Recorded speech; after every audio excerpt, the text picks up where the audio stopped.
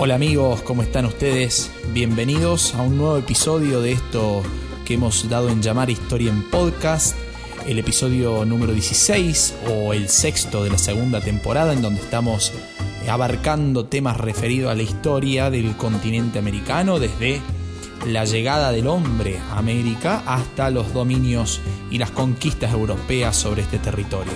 En el episodio de hoy nos ocupará muy particularmente todo lo referido a el uso y el desarrollo de la piratería en el territorio americano durante la época de las conquistas y las rivalidades entre los imperios europeos, para ver quién poseía más territorios y más colonias en el continente americano. Si hablamos de piratería, yo creo que a la mayoría de nosotros se nos debe venir a la cabeza la imagen. Si yo digo pirata, ustedes cierran sus ojos y seguramente deben estar pensando en una persona con algunos dientes careados, con un parche en el ojo, con un loro en el hombro, con una pata de palo, ¿sí? Un pañuelo atado a la cabeza y una calavera. Perfecto, esa descripción, generalmente la descripción que tenemos de los piratas está bastante atravesada por la descripción que dio de los piratas Robert Louis Stevenson, ¿sí? Este escritor, que escribió en su momento la famosa Isla del Tesoro, en donde hablaba de las fechorías y esto de esconder el tesoro en islas y contar pasos para llegar al escondite, y toda esta cuestión del ron que bebían los piratas y del loro alcahuete en el hombro y de la pata de palo y el parche en el ojo, ¿sí? Como dice alguna canción de Joaquín Sabina. Bien. Esa imagen del pirata no está tan alejada de la realidad de este momento que vamos a describir, pero tampoco es tan cercana en cuanto a la descripción gráfica del pirata como sí. ¿Por qué? Porque si hablamos de piratería, deberíamos comenzar diciendo que la piratería es tan antigua como la navegación y el robo mismo, digamos, ¿sí? Sale de la conjunción de estas dos cosas juntas, ¿sí? Está definida por la navegación y el robo. Ahora bien, existe dentro de la categoría de pirata diferentes formas de definir diferentes tipos de piratería, y una de ellas, la más famosa, que incluso ya tenía una gran importancia en la Edad Media, son los denominados corsarios. Los corsarios vendrían a ser algo similar a, para explicárselo fácil, piratas autorizados, piratas legales, digamos. Estos piratas legales o estos corsarios tenían justamente patente de corso, que se llamaba, que los habilitaba a asaltar o a robar para algún contratista, que en la mayoría de los casos era una corona, ¿sí? Una casa real. Entonces la corona contrataba, pagaba y le daba autorizaciones a los corsarios para que justamente fueran a asaltar barcos de sus enemigos, y esas ganancias se repartían después en partes entre la corona que autorizaba al corsario y el corsario que robaba para la corona. Por eso decimos que son piratas autorizados, digamos, si lo queremos traducir a un lenguaje más simple. Y esto va a ir haciendo, estos corsarios, esta actividad corsaria durante la Edad Media en el Mediterráneo, después cuando ya inicia el comercio de larga distancia por las costas africanas, o por los mares y los océanos cercanos a India. Esta actividad corsaria se va a volver en contra de las coronas, porque van a ser las mismas que lo promovieron las que se van a ver afectadas, porque así como yo puedo alentar un corsario propio para que asalte a un tercero, bueno, ese tercero puede alentar un corsario propio para que me asalte a mí. Entonces se va a comenzar una gran persecución de estos corsarios alrededor del siglo XVIII, en donde la piratería ya se va a dar directamente por desaparecida, dirán algunos, ¿sí? Pero en el territorio americano debemos decir que hacia el siglo XVI se va a trasladar justamente el escenario de la piratería desde el mar Mediterráneo o desde la India hacia el océano Atlántico, hacia América y más precisamente hacia la zona del Caribe. ¿Cuál era la situación que ya hemos repasado en los episodios anteriores? España vendría a ser así como la gran dueña de América, ¿sí? Aquella que se ha apoderado, ya sabemos y ya lo hemos dicho, ilegítimamente de la mayor parte de los recursos y territorios del territorio americano, ¿sí? Y por otra parte, Francia e Inglaterra, que no van a aceptar aquel tratado de Tordesillas que dividía los territorios entre España y el resto de las coronas, principalmente Portugal. Entonces va a recurrir primero al contrabando, o sea, al negocio por fuera del sistema del monopolio español, y en segunda instancia a la piratería en base a estas patentes de corso, es decir, que la corona inglesa y la francesa también van a autorizar a corsarios para robarle a españoles, porque si no el imperio español se estaba viniendo muy, muy grande y muy rico en poco tiempo, y eso era un peligro para el resto de las coronas. Ya hemos dicho que mientras más dinero y más riqueza se tengan, más poder se posee. Entonces, en definitiva, lo que está existiendo acá es una lucha por el poder. Y sumado a esto, España tiene un gran problema, porque recordemos desde las épocas del imperio español de Felipe II, el imperio donde jamás se ponía el sol, se decía, y se dice todavía aún hoy entre los historiadores. Va a tener un problema muy grave, que es la extensión y el control sobre esa extensión de territorio, ¿sí? Entonces allí van a aprovechar ingleses y franceses para hacer sus fechorías corsarias, ¿sí? A tal punto que las Antillas, las denominadas Antillas Menores, van a terminar en manos de piratas, ya sean ingleses, franceses, y se van a sumar también holandeses. En el capítulo de hoy vamos a ir mencionando cada una de las características de estos tres tipos de piratas. Pero antes de llegar a eso, vamos a definir primero y vamos a contar primero que España tenía un sistema de naves, un sistema de comercial monopólico que regulaba el comercio entre la metrópoli española y América, en donde salían y llegaban 2 flotas al año, ¿sí? En abril salía de España la llamada Armada de Nueva España, ¿sí? Que tenía como objetivo llegar a Veracruz, en América, para hacerse con el oro y la plata que venía de México, ¿sí? Y en agosto partía de España la denominada Armada de Tierra Firme, que tenía su objetivo, digamos, su lugar de arribo, el Istmo de Panamá, para recolectar el oro y la plata de Perú. Estas flotas españolas, que salían dos veces al año, estaban controladas por el denominado sistema de flotas y galeones, ¿sí? 8 galeones españoles acompañaban a esta flota para justamente tratar de evitar los ataques de los piratas corsarios enemigos. Y también se va a desarrollar, debido a los repetidos ataques de piratas, se van a reforzar la línea de fuertes defensivos en toda la costa del Caribe, como por ejemplo Puerto Rico, La Habana, La Española, entre otros, que van a ir dando, que incluso en la actualidad aún sobreviven estos fuertes defensivos en estas zonas paradisíacas caribeñas, ¿sí? Para comenzar, entonces, ya descrito el panorama, vamos a dar inicio con la denominada piratería francesa. Esta piratería francesa va a dar origen justamente al proceso de piratería en América alrededor del comienzo del siglo XVI, o sea, recién empezada la conquista y la colonización española del territorio americano. Uno de los más famosos piratas corsarios franceses va a ser Jean Fleury.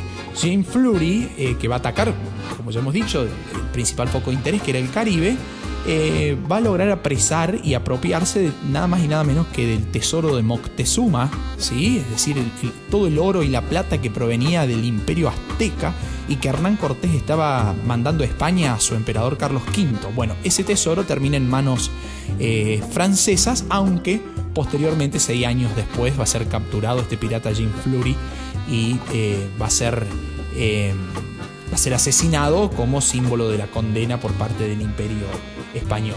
Otro gran pirata, de grande no tiene nada, pero sí de famoso, va a ser François Leclerc, el conocidísimo pata de palo, ¿sí? También esto, lo que decía al comienzo, Stevenson toma algunas series de descripciones reales de pirata y otro tanto imaginarias, ¿sí? Este famoso pata de palo François Leclerc va a ser, para mí, en mi forma de ver, uno de los más famosos, si no es el más famoso de la historia de la piratería francesa en América. Va a controlar lo que es Puerto Rico y La Española, va a tomar Santiago de Cuba y junto con Jacques de Sare va a tomar y destruir La Habana, ¿sí? en su regreso a Francia, con todo el botín que esto significó en sus fechorías por el Caribe, va a atacar de paso las famosas Islas Canarias, y al llegar a Francia, en símbolo de reconocimiento, el rey francés Enrique II le va a dar el título de noble. Fíjense ustedes qué forma de congraciarse y de agradecer a un pirata, que el rey Enrique II, dado las enormes ganancias que François Leclerc le proporcionó a la corona francesa, le va a terminar dando el título de nobleza, ¿sí? Pero hacia fines del siglo XVI va a entrar en declive la piratería francesa, y va a ser el lugar propicio para que comiencen a aparecer los denominados bucaneros, que acá hay otra terminología, otro subtipo de pirata, ¿sí? Pirata sería el término general, y dentro de los piratas tenemos a los ya vistos corsarios, y ahora vamos a ver los bucaneros. Los bucaneros van a aparecer en el primer tercio del siglo XVII, ¿sí? Una vez ya casi finalizada la piratería francesa, o en los últimos estertores, en la última parte de la piratería francesa, van a aparecer los denominados bucaneros. Estos bucaneros actuaban en tierra, robando ganado, principalmente vacas y cerdos, algunos en estado de abandono, otros no. Entonces robaban ese ganado, se apropiaban de ese ganado como si fuera propio, y al comienzo de su actividad solamente contrabandeaban el cuero y la carne de estos animales, esa carne que iba a ser asada en una parrilla que los aborígenes americanos le llamaban bucán. Entonces de ahí viene el nombre bucaneros. Y que posteriormente, debido a las necesidades que imagino estos señores habrán tenido, se terminan convirtiendo en piratas. Y estos bucaneros convertidos en piratas van a recibir un nombre particular, que es el de filibusteros, que es un nuevo tipo de pirata. Los bucaneros convertidos en piratas se llaman filibusteros, un término que, según dicen los estudiosos, proviene del holandés vrijbuiter, que significa el que captura el botín, y está traducido al inglés como freebooter. Entonces de ahí viene la palabra filibustero directamente, ¿sí? Estos filibusteros se van a sentar en la isla Tortuga, y allí, a partir de allí, comienzan a formar la denominada Cofradía de los Hermanos de la Costa, ¿sí? Esto es una especie de secta pirata, ¿sí? Para tratar de convivir y piratear en armonía en la zona del Caribe. Fíjense ustedes, parece sacado de un cuento para jóvenes, digamos, para niños, ¿no? Bueno, no, esto sucedió en realidad. Esta cofradía de los Hermanos de la Costa va a estar formada sobre todo por franceses, aunque también va a tener piratas ingleses y piratas holandeses, ¿sí? Vivían del saqueo y del tráfico de mujeres, así como también del cobro por rescates de alguna presa, de alguna persona, de algún tesoro, de lo que fuera que estos sabandijas capturaran, ¿sí? La última aparición de esta cofradía de los Hermanos de la Costa va a ser con la toma de Cartagena de Indias en el año 1697, y a partir de allí comienzan a ser perseguidos y terminan desapareciendo los piratas franceses de la zona del Caribe americano, lo cual va a dar paso al segundo tipo de piratería, que vamos a analizar en el episodio de hoy, que es la piratería inglesa. Esta piratería inglesa, que va a tener su primer ataque a mediados del siglo XVI, que va a ser la toma de un nao, de una nave de transporte marítimo español, una nao, que va a estar cargada con azúcar y cueros.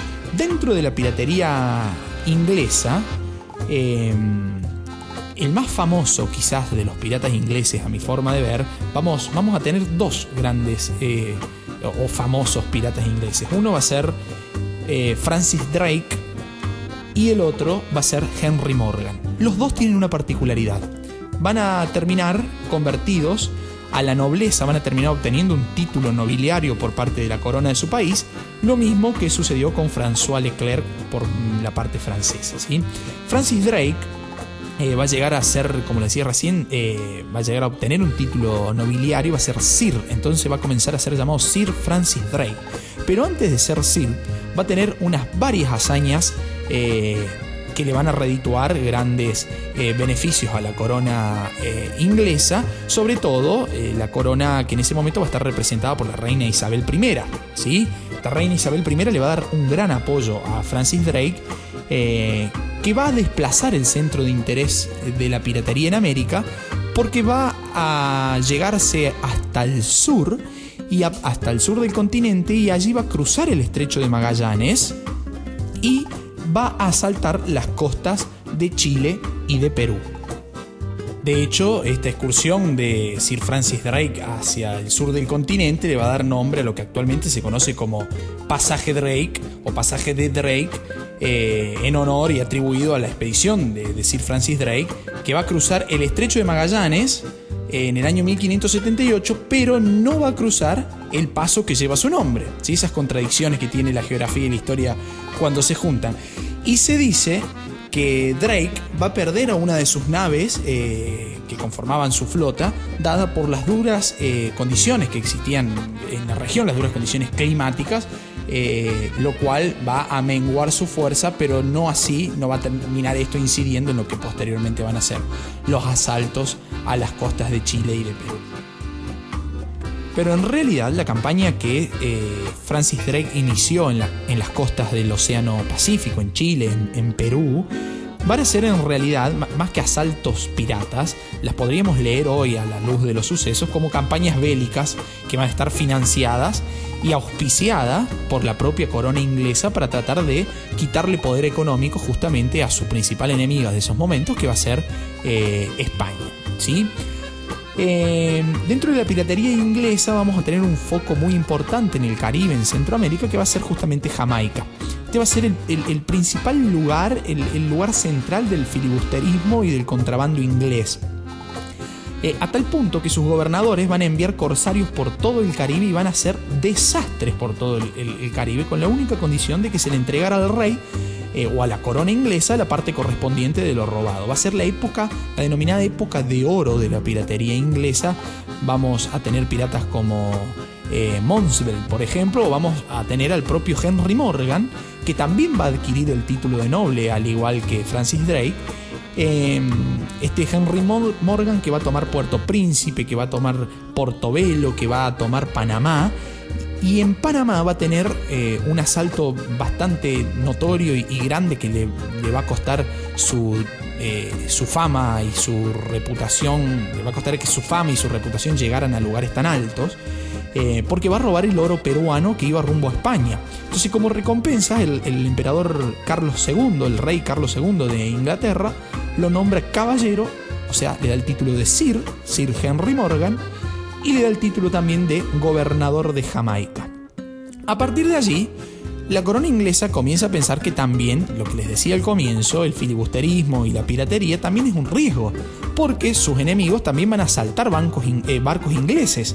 Entonces, la corona inglesa va a obligar a los piratas a convertirse en colonos estables de alguna colonia inglesa en América, a ingresar a la Marina Real, o la tercera opción, morir en la horca.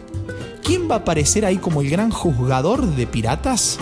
Va a aparecer la figura de Sir Henry Morgan, que va a ayudar y va a ser sumamente importante su figura para la desaparición de la piratería inglesa en el Caribe, ¿sí?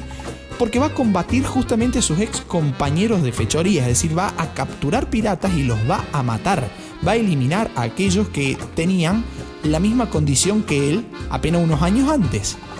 Entonces, fíjense las tramas y cómo se piensa la piratería no solamente como un acto de robo, sino como una empresa bélica, capaz de robarle al enemigo, de quitarle al enemigo todo el poder económico, que se va a traducir después en poder político, digamos, por parte de una corona que no es aliada a la nuestra, digamos, ¿sí? A la mía, si nos ponemos en primera persona.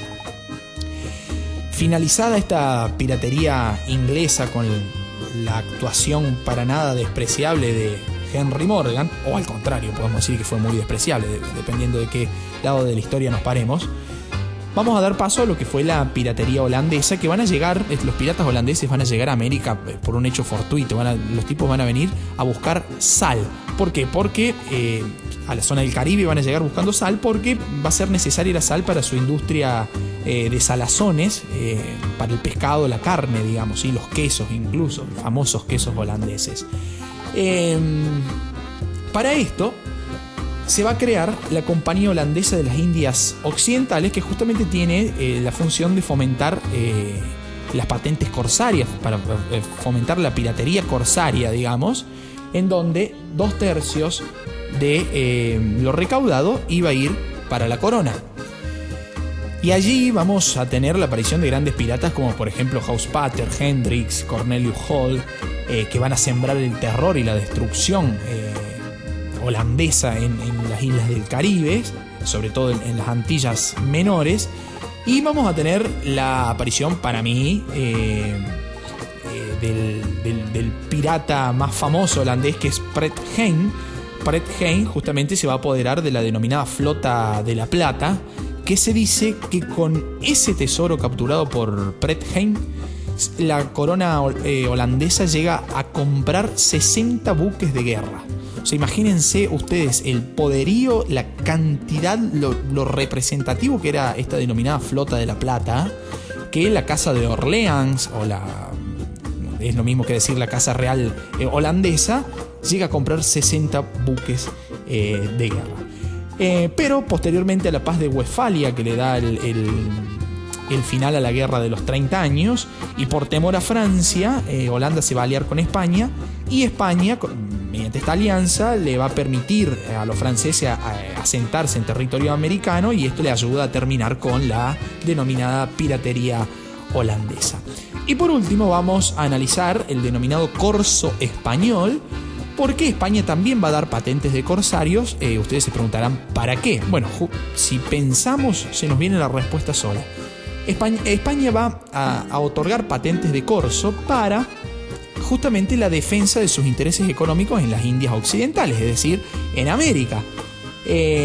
Si bien va a ser escasa y poco exitosa las acciones que los corsarios españoles van a tener en territorio americano en defensa de sus propios intereses, me interesaría a mí particularmente recalcar las hazañas del corsario Fandiño, este corsario español que va a detener en alta mar a un buque filibustero inglés.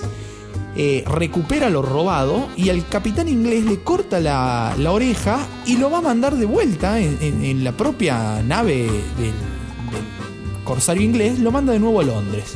Si le dice, ya te recuperé lo que te habías robado, te corto la oreja y te mando a tu casa, anda, a ver si con esto aprendes. Cuando llega a Londres, este famoso capitán Jenkins, se va a levantar una especie de tormenta en el Parlamento inglés y va a generar un montón de preocupaciones en el Parlamento inglés, lo cual va a dar reinicio, mejor dicho, se van a reanudar las hostilidades entre Inglaterra y España. Fíjense ustedes, por un acto de piratería y de recuperación corsaria española de un tesoro en alta mar, y por haberle cortado en señal de castigo las orejas al capitán inglés.